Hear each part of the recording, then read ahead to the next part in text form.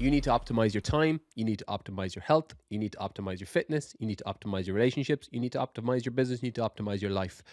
These were goalposts for me for a large part of my adult life that I'm starting to do a complete 180 on.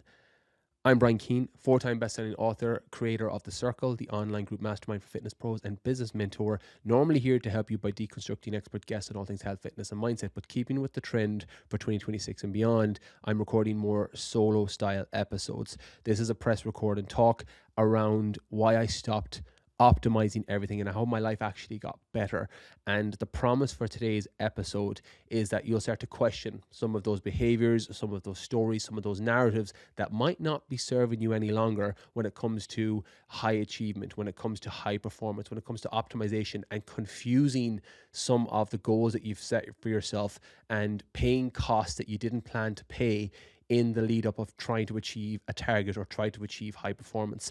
And I am a walking billboard, a walking testimony of that type A personality, very achievement driven, very goal driven.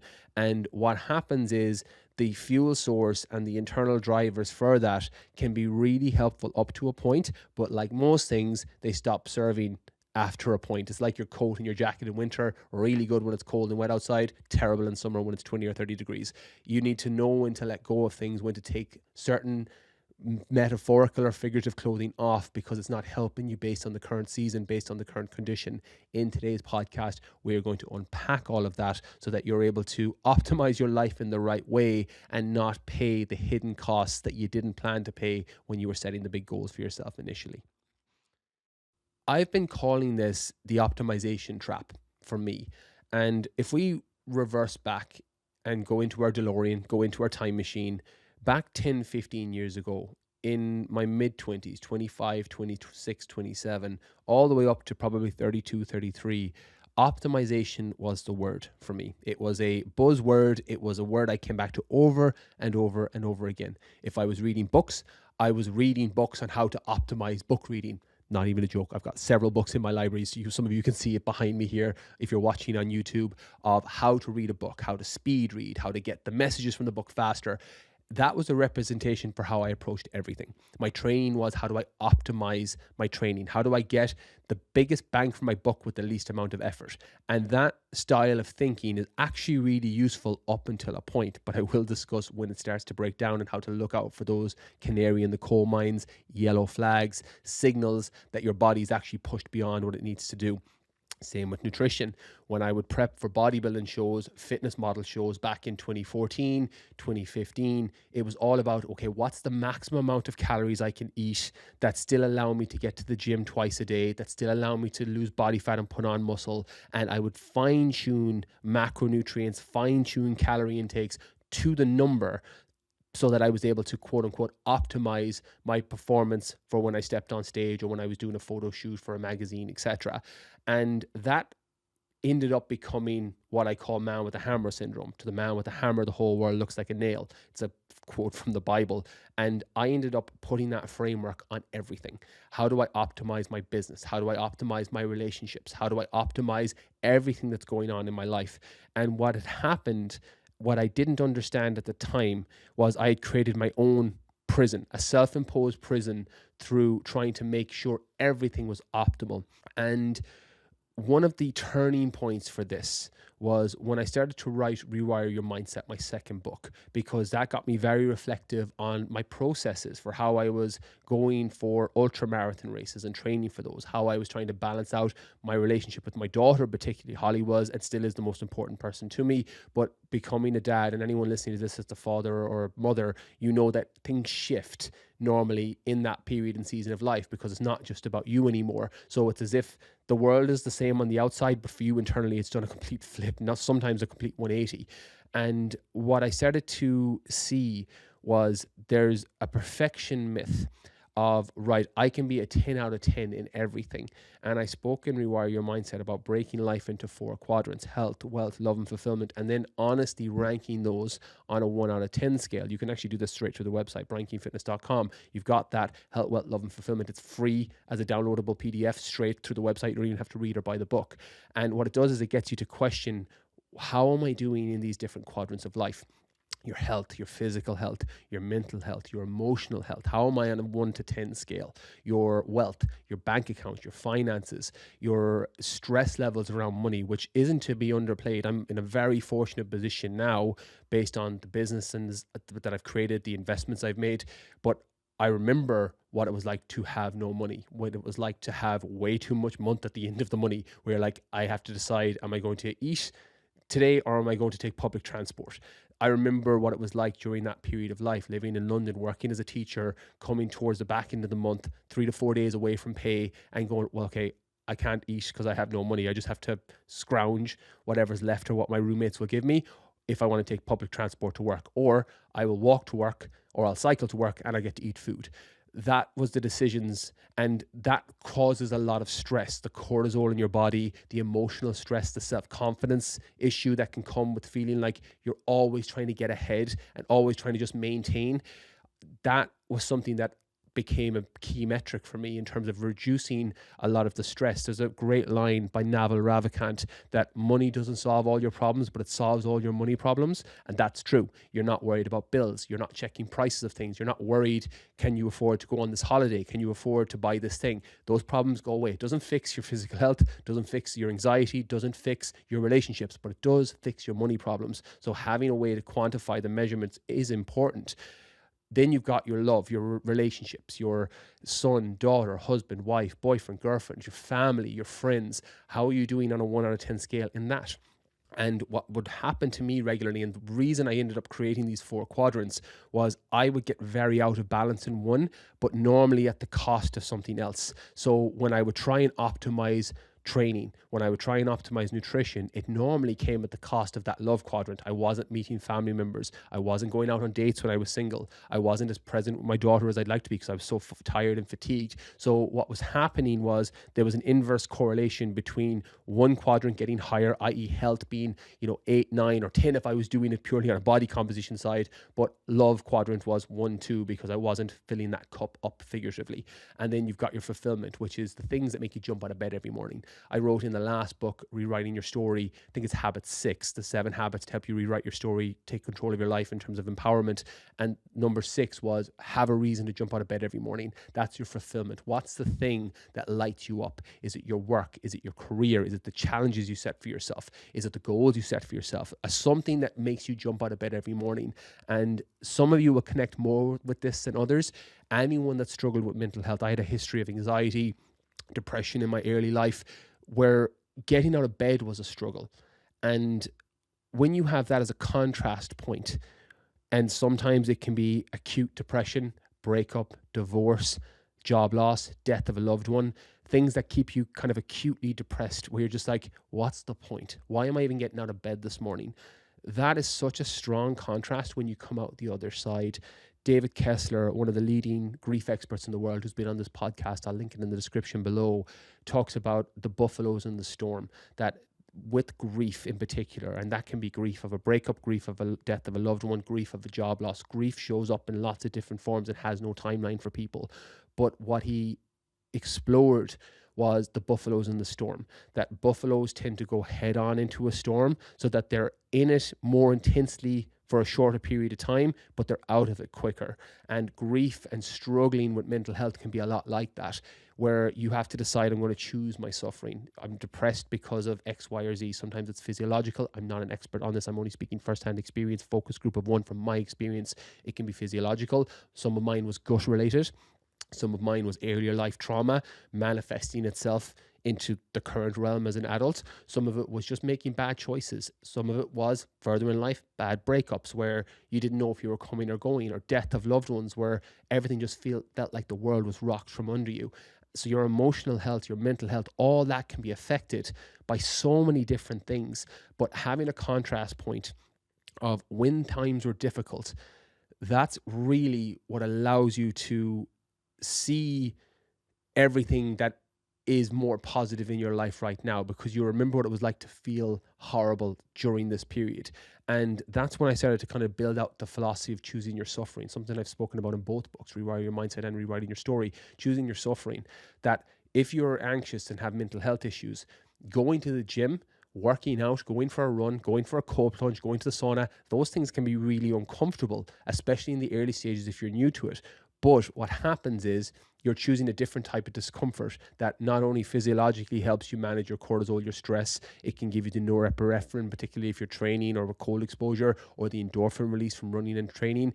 You end up choosing your suffering and you feel better as a result of that. That ended up flipping my entire life on its head towards the back end of my 20s into my early 30s, where I decided I wasn't going to let my mental health issues define me anymore. I was going to choose my suffering. I was going to do the small things every day that made me feel better. And everyone will have different versions of this. For me, it was drinking less caffeine and drinking less alcohol, sleeping well, a big force multiplier for me. When I sleep better, everything the next day feels easier when it comes to my training, my nutritional choices. There's regulation of ghrelin and leptin, your hunger and satiation hormones.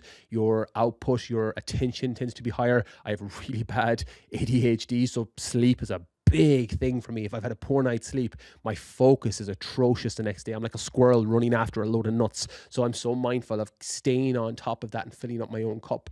And what happens with the fulfillment levels is, as you start to look at your own life and evaluate what are the things that actually make me feel considerably better, and you put them in place consistently over time. The same thing with the networks of people you spend time with, filtering it through, do these people nourish me or do these people deplete me? Nearly every action and every person you meet will filter through one of those two lenses. Some will be in the middle where they don't do either, but most people will either nourish you. We all know these people where you spend time with them and your energy level is up, your vibration is higher, your frequency is higher, because you're just bouncing because they're so full of life. And then you've got your energy vampires, your emotional vampires on the other side, those who drain your energy. I spoke about it in the habit, I think it's habit 5 in rewriting your story, about surrounding yourself with the right people, creating your inner circle, and knowing the difference between friend, foe, and emotional vampire. That's creating your inner circle, being around the right people who nourish you and lift you up. Those things compound positively over time, because you end up, by proxy, spending more time with those who nourish you and less time with those that deplete you. And when you remove yourself from the environment, there's an old cliche that you can't heal in the same environment you got sick in. When you remove yourself from some of those people, everything in life starts to feel more positive. My mum used to always tell me that if you lie down with dogs, you get fleas. If you're around negative people and negativity all day long, consuming too much social media, too much mainstream media, people that see the world in this negative viewpoint at all times, there's a cloud for every silver lining, everything has a negative, that's going to impact you. It's the dogs with fleas. Or what I talk about in Rewire Your Mindset, don't plant apple seeds and expect oranges to grow. Don't spend time with a bunch of negative people and expect to have a positive outlook. So you can start to flip that. Jim Rohn has that famous line that you're the average of the 5 people you spend the most time with. Spend time with 5 fit people, you become the 6th. Spend time with 5 happy people, you become the 6th. Spend time with 5 rich people, you become the 6th. Proximity is power to a degree. And what that does, when you fill that up, your fulfillment cup becomes easier to stay on top of, because you're happier, you have more energy, and then you're choosing goals and things that allow you to feel better about the choices you're making in life, because they're coming from a place of empowerment. They're coming from a place of high levels of energy. When I created those 4 quadrants, it was for me. I had been using this for years in the lead up to writing that book. And then I was like, actually, this will probably be really valuable for other people too, because it allows you to evaluate where in life you need to make adjustments. And a misconception I had probably up until my early 30s was that balance meant everything was a 7 out of 10. My health was a 7, my wealth was a 7, my love was a 7, my fulfillment was a 7. That's not really how life works. Balance is closer to juggling balls in the air. And by proxy of juggling balls, it means that there's 1, 2 in your hand and there's another one in the air, potentially 4 if you're using health, wealth, love, and fulfillment. It's not that that's the problem. It's knowing that during certain periods, you're going to put more focus and attention on this goal. If you're training for a race, if you're training for an event, your fitness and health will take more priority in terms of time and attention. But then you need to counterbalance it on the other side. Something that I've historically done since 2020, when I ran the 100-mile ultramarathon in Nevada, the Jackpot 100, was I brought my mother and I brought Holly with me, because I knew I was going to lose 2 days training. It was 26 and a half hours to finish that 100-mile ultramarathon. I knew I was going to lose a couple of days, but then the whole trip for the following week was going around Nevada, going around Vegas, doing loads of fun things. Holly was only small at the time. She was 3 or 4. So it was doing that balance and counterbalancing in an extreme goal. So the micro imbalance for macro balance approach to things. And what I didn't know then that I know now is optimization is a weird process, but it's a tool to make things feel like they're progressing faster or progressing in a direction that you want, but knowing that you can't optimize everything at once, because if you do, it's like the balls figuratively falling out of your hands if you're a juggler. And this was something I had to learn the hard way. And unfortunately, life will knock you down so that you can get this message. So when it comes to that optimization trap, the first step towards any change, if you're doing something in your life that doesn't feel right, where you don't feel particularly pulled in your relationship, in your job, in your career, in your fitness, in your health, the first step towards any change is awareness. But knowing that optimizing or trying to optimize everything normally leads to you dropping all the balls at once.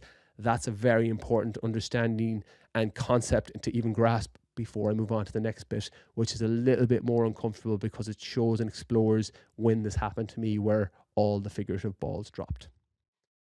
February 2020, right before the COVID lockdown, was when I completed the 100-mile ultra marathon, which again, blessing in disguise, because I had trained for nearly a year for that race. 100 miles is a very, very long way to run. Wouldn't do it again in a hurry. Very sore on my knees, but something that is an achievement that I'm very proud of myself for having done. Gave me a lot of internal confidence in terms of what my body can physically do and how far I can push it without it breaking. But after the COVID lockdown, when we got back, March, the world shut down, I found that my mental health was starting to struggle a little bit again. It had been 2017, 2018 was the last time it was a really prominent issue for me.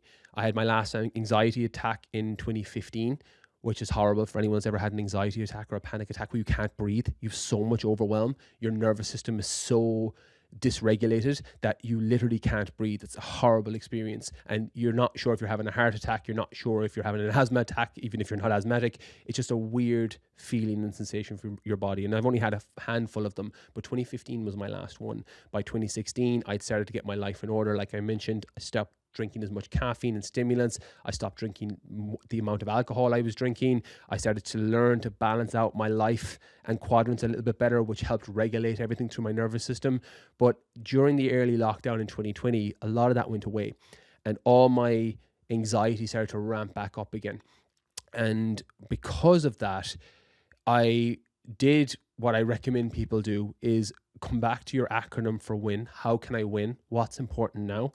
I had to look at my entire life at that point and what was in my control and what wasn't in my control. There's a famous line, I say famous line, there's a common line amongst ultra marathon runners about controlling the controllables. When you're on a race, 50 miler, 100 miler, any ultra marathon, the same is true for a marathon to a degree, is what's in your control. Your nutrition's in your control, your hydration's in your control. If you stop to take a breather, that's in your control. But the environment isn't in your control. The course, the route isn't in your control. The conditions for the weather isn't in your control. And there's certain things you just need to let go of completely. And I took a lot of that framework and put it into my personal life. During this period, I started to look at what's in my control. There was a low level of connection because of the restrictions for COVID.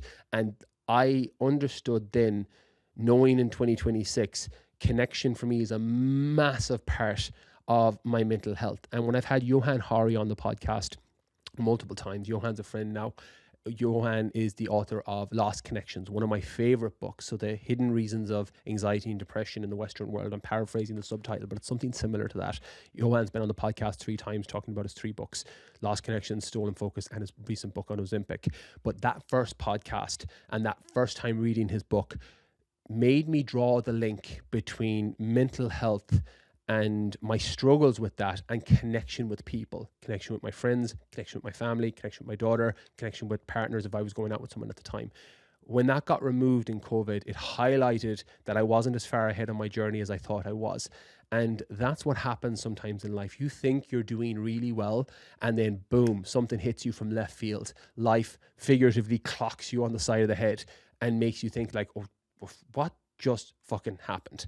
And early 2020, that happened.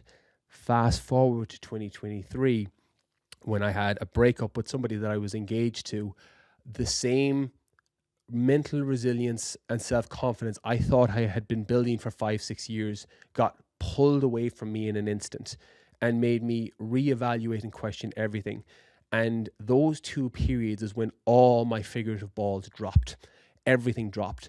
I was struggling to work. I was struggling to eat and stay on top of my nutrition. I was struggling to work out, and they have always been coping mechanisms. So I know things are really up against the wall when I'm not working out and training, because that's always been a coping mechanism for me to help deal with stress. I know I've been severely dysregulated when I can't even work out and move or get a pump in the gym or go for a run. And in 2023, it rocked for not the reasons you'd expect.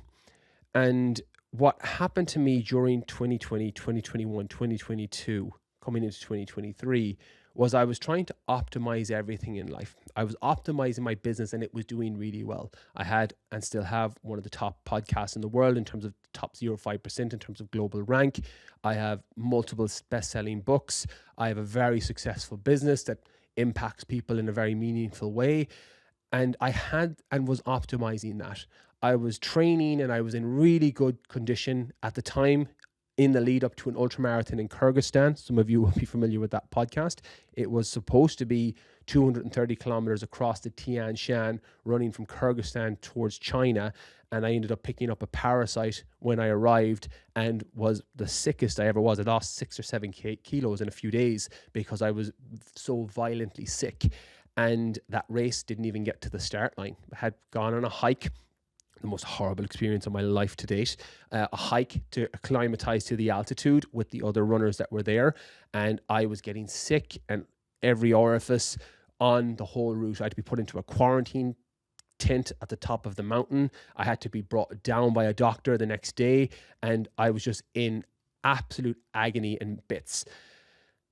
And then I came back, and a relationship with a really good person that hadn't been working out, square pegs into round square holes. Not the case here, a square peg into a round hole. And that came apart very close after. My father then had been diagnosed with cancer that year as well, so was going through treatment. And looking back, any one of those things by themselves probably would have knocked me back a lot. A parasite that took several months to clear out of my system, a breakup with somebody that I thought I was a main character in my life that turned out to be just a chapter, my father getting sick and coming to terms with the fact that he might not be here anymore. Thankfully, he has since been, he's in remission, he's doing amazing now, but at the time, I didn't really know if that was going to be the case. And it felt like the world had just crushed me to bits during 2023. If you listen to podcasts during that time, I actually had to take a hiatus. Thankfully, I had a batching system that I recommend my mentees do in case you get sick or something happens in life. So I was able to keep it coming out consistently. But if you listen to some of those episodes with Jerry Hussey, with Pat Divilly, I don't think I've shared this on the podcast. There was moments after when I burst into tears, not recorded on the podcast because I was so overwhelmed from everything that was happening in my life at that time. And thankfully, Pat, an amazing human being, Pat Divilly, Jerry Hussey, the same, able to hold space, have a conversation, were able to help me maneuver and just get through to the next day during that period of time. And it wasn't until 6 months, 7 months later, when things started to regulate a little bit more, I was able to lean on some of my really close friends that I was struggling. And something that came up in a conversation, actually, funnily enough, with Paul Germany, who's been on this podcast several times. I went out to Paul and his girlfriend, now fiance Orla, in Thailand in January of that year, so 2024. I went out and I remember telling him, mate, look, I am really fucking struggling. I'm like, this is what's going on in life. This is what's happening. I'm really finding this hard. And he looked at me and went, fuck. He goes, I never even thought to ask you how you are. He goes, you're always just crushing it. He goes, I forget that sometimes you can struggle as well, as everybody can. And one of the things that taught me was the masks that we can put on, or the way that we're perceived by other people, isn't always what's internally reflected in what's going on within us. And what I didn't know then, that I'm so grateful for, was when you've got strong people around you. Paul, Orla Flaherty's been on this podcast. I've got one of my best friends, Dan, who's in the circle as well, actually, in my group mastermind, leaning on those people and just sharing look, I'm fucking not doing very well today. This is really difficult. And just having a different perspective of this will pass. And sometimes you just need that perspective. I say it on this podcast a lot. One of my favorite quotes is by Winston Churchill, that when you're going through hell, keep going. And difficult times come, but they generally come like waves. And sometimes it's just letting the wave rush over you and knowing that this is not permanent. This will pass at some point. And sometimes you have to put yourself in a position to be found. Sometimes you have to put yourself over in a different environment. Sometimes you need to disconnect to reconnect, but it generally passes in most cases if you put yourself in a position to be found, if you put yourself in a position to be healed, if you put yourself in a position for other people to help. And the vulnerability is not a weakness. And something that I had confused was when you're optimizing everything in life, the way people view you on the outside changes. They think that you're bulletproof. They think that you're invincible. They think that things don't affect you the same way as it affects everybody. But we're all fucking human. We're all going to struggle with similar things: anxiety, depression, grief, loneliness, sadness. They're human emotions. The danger is in the chronic element and how long they're lasting. If it's excessive, there's a good chance you're going to need professional help in some shape or form. Or if you've got an amazing network of family and friends, leaning into them and knowing that that vulnerability isn't a weakness, it's actually a sign of strength, that you can ask for help when you need it, especially if you're not living in a victim narrative and story. One of the downsides, and this was a misconception that I had that was actually very unserving because I didn't believe the opposite to be true, was I thought if I complained or if I gave out or if I said I'm struggling, that people would see me as a victim. This was literally my narrative. I remember having this conversation with Orla Flaherty, been on this podcast, as I mentioned several times, one of my best friends. I had this conversation where I'm like, I feel like a victim if I'm complaining. She's like, it's not victim mentality to say that you're struggling. That's not victim mentality, especially if you're looking for a solution and if you're looking for a way to pull yourself out of it. That's not victim mentality. Victim mentality is, I'm stuck in this and I don't care if people are figuratively giving me ropes and giving me a hand here and there. I'm stuck in this narrative. I'm familiar with this narrative. I want you to feel sorry for me. I want you to feel pity for me. That's the victim mentality. I had the whole thing wrapped up as one issue and one narrative that people got stuck in that I didn't want to be stuck in. So I had to remove that. I also had to change the story and narrative with myself that vulnerability is a weakness. I always thought if I shared that I was struggling with other people, I would be perceived as weak, and I never wanted to feel that way. I was bullied when I was a teenager. I had my own health issues, mental health issues from some stuff that happened in early life, and I never wanted to be seen as weak. I went the opposite way completely. I was like, you will never fucking see me as weak. You'll see me as strong. You'll see me as resilient. And I spent a whole decade from 25 to probably 35 building up this Iron Man style belief system in myself and narrative in myself that I'm unpenetrable, that I don't need to feel these emotions, these negative emotions. I'm unstoppable, etc. Because I didn't want to be perceived as weak. And what I didn't know was that strength is actually in the vulnerability, that it's an ability to soften when you need to soften and toughen when you need to toughen.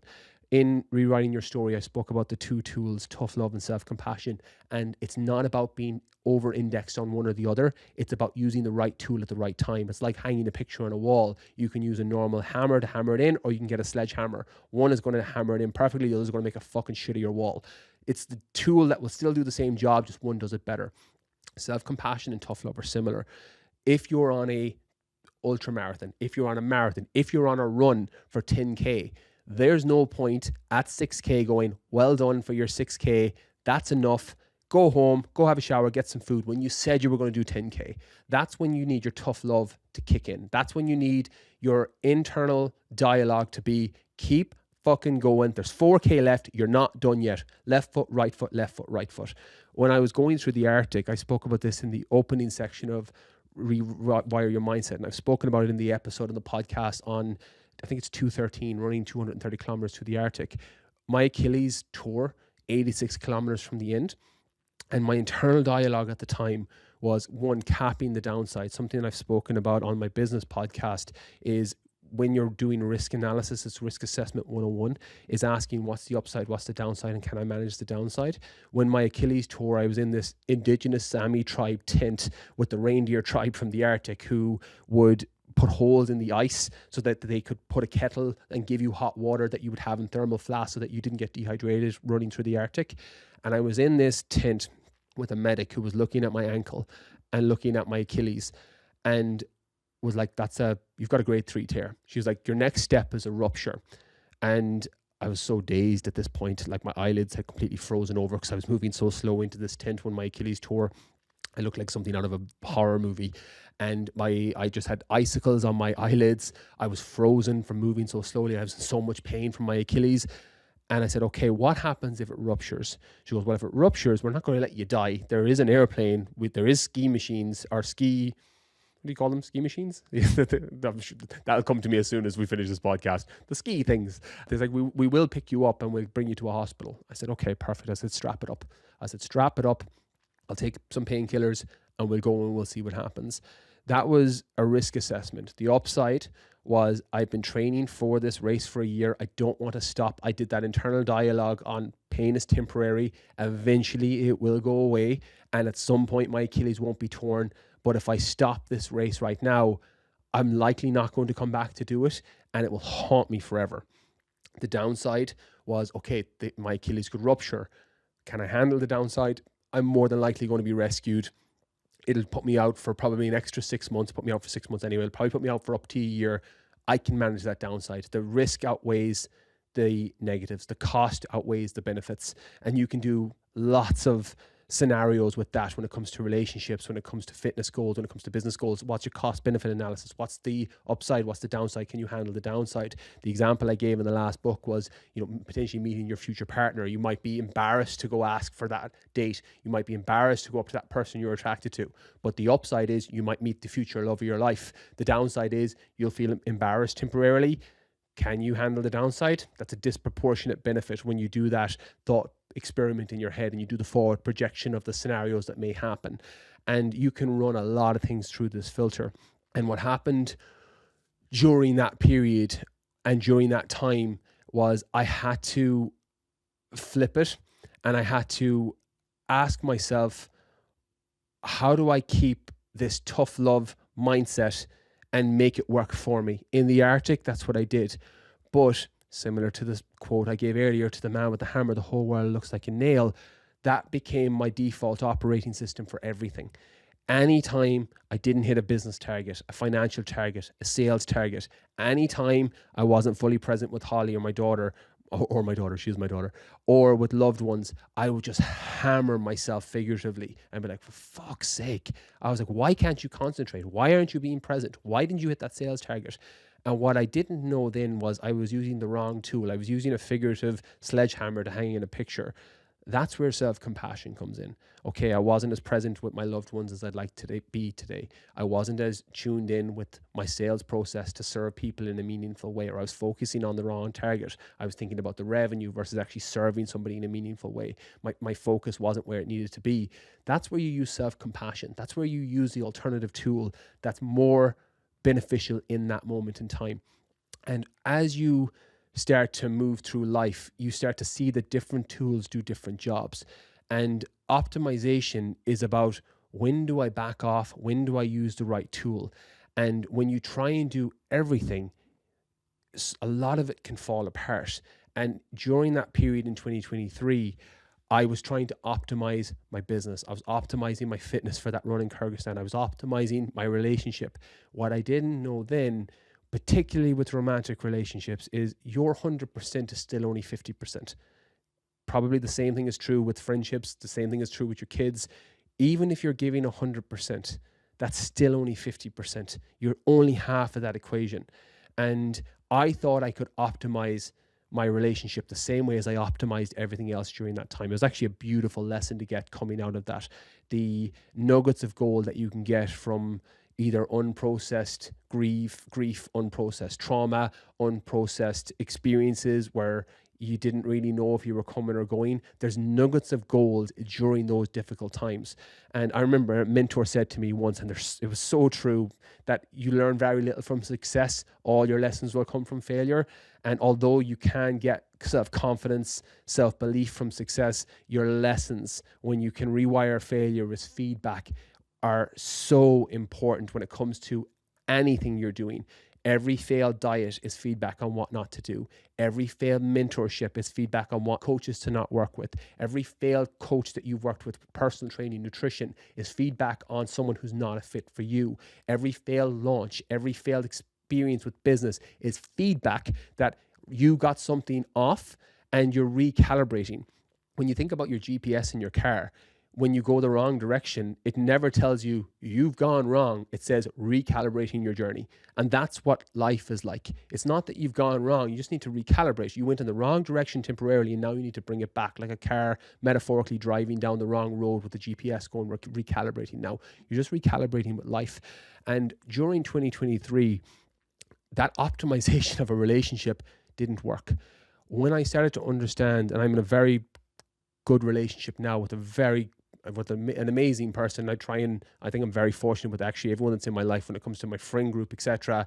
Because of the vibration and the frequency, you tend to attract like-minded people, the same as the people in the circle that I end up working with, the business mentorship. You tend to attract very similar people. Your vibe attracts your tribe. And what I started to know now is the things that are in my control and the things that aren't in my control. In a case of a relationship, without making this two relationship, and I am not the expert to speak on this, again, focus group of one, is I can control how I show up. I can control my responses and my reactions. I can control the baggage I carry in and checking in with anything that turns up where I become hysterical, knowing it's probably historical and it's my problem that I need to fix.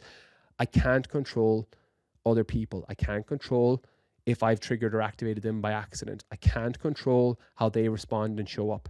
And knowing that and framing it through that lens made me understand that optimization for something like a relationship is different to optimization for something like fitness or business, where you are in control. If you go to the gym and you look after your food, you get the results. You run, you get faster. You run, you get fitter. You lift weights, you get stronger. You do your sales calls, you make more sales. You do your lead generation and set up your funnel correctly, you get more leads into your pipeline. You have full control of these things, but there's other areas of life that you don't. And when it comes to optimization, you need to know what are the things that I can control, what are the things that I can't control, and where is your MED? Where is your minimum effective dose? It's a terminology used normally in the framework of drug prescriptions. What's the minimum effective dose of this drug that you can take to get the desired results? But this also works in your personal life. This works in your business life, your fitness life. What needs to be at a minimum effective dose based on the highest priority in your life right now? And something that I've said a lot on this podcast that might resonate now with more context based on this storytelling episode is, where are you trying to prioritize? What ball is figuratively in your hand right now, to keep the juggling analogy, and what ball is in the air? And when you have a ball in the air, it's not about stopping it completely. I don't go from training for a marathon, and there's a recap episode, a solo unedited podcast actually, on the solo marathon I ran through Galway off the back of Marrakesh being falling through 3 days before the race. And I ran 42 kilometers, 26.2 miles around Galway in the city because I had trained for it, where sometimes life doesn't go as planned and you just have to pivot. You just have to go to plan B. When I stopped training for the marathon in the last few weeks, hasn't been the highest priority, but I haven't stopped working out. I'm still doing yoga. I'm still going to the gym. I'm still lifting weights. I'm still working out to the best of my ability, but it's now on an MED. It's 40-minute sessions 4 times a week versus 90-minute 2-hour sessions 5 to 6 times a week in preparation for a marathon. So it's not that you're stopping everything. You're just putting it on a minimum effective dose. I had a conversation with Keane on his podcast, Be Better, or the Better podcast. I linked it as a bonus episode up here at Christmas. Great feedback from that episode. And he spoke about cars, that there's different gears in your car, that when you're going gear 5, you're just flying it. Everything's going in the direction you need to at the speed it's going. But sometimes you want to be just tipping around in gear 3 or 4. You're not going max out, but you're not stopping the car either. You want things ticking over. And the reason that the framework for health, wealth, love, and fulfillment works so well for me personally, and again, I'm obviously biased because I created it. It was the thing I created for myself that ended up making it into a book, was it allows you to recalibrate. It allows you to make adjustments. You can look at your health and go, actually, family has been a real priority. Work has been a real priority over the last few weeks or the last few months, and I haven't been moving as much as I'd like. I've not been eating as well as I'd like. Amazing. Now you have awareness. Now you can start moving that ticker up. You can go from a 5 out of 10 to a 6 to a 7. It might mean that you pull from somewhere else, i.e., your fulfillment levels, you're working on a book or you're working on a course or you're working on a side hustle. That might scale back so that you can actually end up bringing your health metrics up, your fitness metrics up. Nothing wrong with that. One of the skills I had to learn, I think skill is the right word. If you think of self-judgment, I was terrible at this, where your inner critic, like an eviscerating inner critic. Jesus, I get asked a lot in the early days of creating on social media. I've been running a business now for 13 years. In the early days of social media, when you'd be getting hate comments, people would be negative, etc. I get very little of it now. You still get a bit of it, TikTok particularly. TikTok's a cesspool, but you still get a bit of it. But even in the early days when it was more frequent, because I was putting out so much content and it was organic and everyone was seeing it, not all followers or people who knew you, people would say, like, how do you deal with the negativity? And to be honest, part of it was understanding projection, that people project their insecurities and issues onto you. That's a big mechanism to understand in terms of how people navigate the world. Hurt people. And if you think about a time in your life when you felt that hate towards somebody else or that negativity towards somebody else, it was nearly always an issue with you. Something got activated in you, something got triggered within you. You have a story and narrative of how that person should have said this thing or how they should believe. And because it didn't line up with yours, you're like, fuck you. Can't believe they did that. Can't believe they said that. That's projection. That has nothing to do with the outside world and the reality outside of like a handful of things that are just objectively horrible in terms of what people can do to other people. But negative comments online fall quite below that radar in terms of the spectrum. And the projection understanding helped me a lot, because when I was at my most unhappy, and this happened several times in life, but probably the most prevalent was when I was working full-time as a teacher in London, and I hadn't set up my personal training business on the side yet. I was just really unhappy in my career. I felt really stuck. I felt really lonely, and I hadn't put myself in the public sphere, so I didn't know what it was like to receive negativity. So I would see comments at Facebook at the time, early Instagram even. I can't even remember if Instagram was around during this time, but Facebook definitely was. And I was never a keyboard warrior. I never messaged someone and be like, you're a twat. But I would see people doing things and be like, I can't believe they're doing that. I can't believe they said that. That was because I was going through such an unhappy period that it was easy for me to project out onto them to make myself feel slightly better for a temporary moment in time. That was the first thing. The second thing was, if you saw or could read or hear the internal dialogue in my head with my self-critic, nothing on the outside matched that, because what was going on internally was so much worse. And in the early days, I was able to channel it, and I was really nasty to myself, but it led to a lot of outward success. It led to a lot of what was seen as ambitious behavior, because I felt so horrible if I wasn't achieving, if I wasn't up at 4 a.m. to write the book, if I wasn't up at 5 a.m. to do the workout, if I wasn't smashing clients back to back to back to back in the early days. I felt horrible about myself, because I'm like, why aren't you doing more? And I didn't have, one, the strengthening of the self-compassion muscle, which is a very underrated muscle. We talk about biceps and quads and glutes.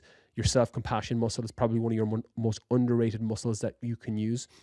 But my self-criticism and self-judgment was so harsh during this period, because I had an expectation of myself that was totally out of alignment with how much I could actually do in regards to capacity. And because of that, it led to a lot of overwhelm. It led to a lot of burnout. It led to a lot of, if we use the car analogy from earlier, driving the car at max speed until the engine just burnt. And I would run myself into the ground figuratively and mentally. I would work myself into the ground and then have to take a month off because everything had just been blown in terms of my engine. Just couldn't get out of bed. I was tired all the time, etc. And a lot of that was just knowing when to rein it back. knowing when optimization is about getting the minimum effective dose versus quote unquote optimizing, meaning everything's a 10 out of 10. And something I said on a recent podcast about the 6 lessons, harder lessons that I wish I learned 10 years ago. One of them was that you can do anything, but you can't do everything, and that you need to focus. And an acronym for focus that I love is follow on one course until success. And instead of trying to smash everything at once, I got more strategic with what I picked. I would pick a training goal and a challenge. Marathon des Sables in 2018, 6 marathons through the Sahara, the Arctic in 2019, the 100 miler in 2020, Kyrgyzstan in 2023, High Rocks races in 2024, Kilimanjaro, bringing a group up Kilimanjaro in 2024. 2025 was training for the marathon that fell through in Marrakesh and doing a solo marathon. And then in October of this year, bringing a group of followers up to Nepal and up Everest Base Camp.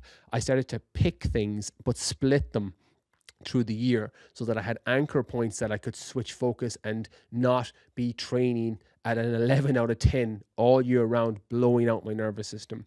And once I started to get better with that, and I started to remove some of the self-criticism of not doing everything at once at optimal capacity all the time, a lot of the dialogue and eviscerating critic just started to silence. And knowing that there's so much more to life than just achieving big targets and goals. And it's not to underplay having your BHAGs, your big, hairy, audacious goals, your business you want to set up, the goal you want to do, the race you want to hit, the challenge you want to succeed in. I think you should have those. It's just about asking, well, what's my capacity like right now? Am I able to hit this target? If you're off the back of a breakup, a divorce, death of a loved one, a job loss, it might not be the best time to do something extreme in terms of a goal, although it might be, job loss particularly, because there's more time capacity and you need to focus your energy elsewhere. Or I'm not a big fan of the revenge body, but that's a thing. Apparently it's a thing.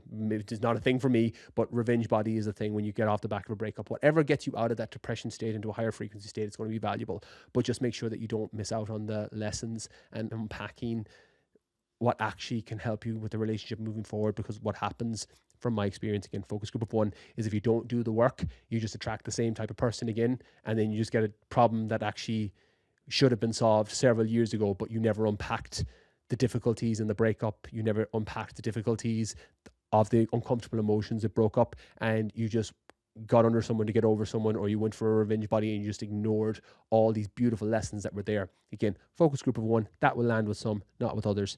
But when it comes to optimization, and knowing that a lot of these prisons you create, we end up self-creating by accident, that's really freeing, because it's like being in a prison and the lock is on the inside. You realize, fuck, I made this, but the door is here and the lock is on the inside. I can walk out of this at any time. I've created this prison for myself, with my mental health, with my relationship, with my goals, with my achievement, with my desires, that is keeping a contract with myself to be unhappy until I get the thing that I want. And at any point I can let go of this. At any point I can decide this is actually the priority over here. I'm trying to get a better relationship with my daughter or my son. I'm trying to set up this side hustle and business because this is where my alignment is. This is where my calling is. I fucking hate my job right now. It's not what I'm supposed to be doing. I need to go do this. And you realize that actually all the things that are limitations that are stopping you doing that are the figurative lock on the inside of the door. It's a prison that you've accidentally created for yourself through conditioning, through culture, through biases, through experiences, through a lack of self-confidence, a lack of self-belief. And one of the most freeing things for me of all time, and I've created several of these prisons, as you probably gathered from this podcast, is knowing when you've created a self-imposed prison, the lock is always on the inside. So that's everything from today's podcast. As you probably gathered, press record and talk podcast. I literally have 2 bullet points in front of me that I talked around, why I stopped optimizing everything and how my life got better as a result of it, unpacking some of the uncomfortable truths that I had to explore over the last decade or so, decade and a half. Hopefully the promise at the start of this podcast was that it would shine a light and awareness on some of the behaviors, conditioning and things that you may be doing in your life that aren't serving you anymore. And if you're in a position to let go of them now, amazing. You can do it off the back of this podcast. Sometimes it's just a case of somebody shining the light on the block and going, oh, okay, I actually need to get out of my own way here. A recent episode I did in December with Thais Gibson, we talked a lot about the subconscious blocks that we have, I'd highly recommend listening to that if you still need support with this. Or on the other side, where you go, actually, right now, I need to hit this target, hit this race, hit this challenge, hit this work goal, etc. But I need to reevaluate after, because something's not feeling right. I'm feeling a pull somewhere in a different direction, even though I'm progressing on this path. If that's you, save this podcast, come back to it again, because things tend to meet you when you need them. There's that old quote, I think it's attributed to Buddha, that when the student is ready, the teacher will appear. That's the case for podcasts. That's the case for books. That's the case for interactions and people that you meet.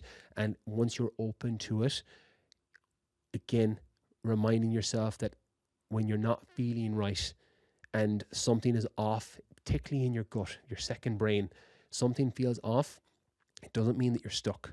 It just means that there's a chance that you've created a self-imposed prison with that lock and key on the inside. But at any point, you can change it, you can open the door, and you can walk free from it. That's everything from me from today's podcast. Thank you so much for listening. Catch you next Monday.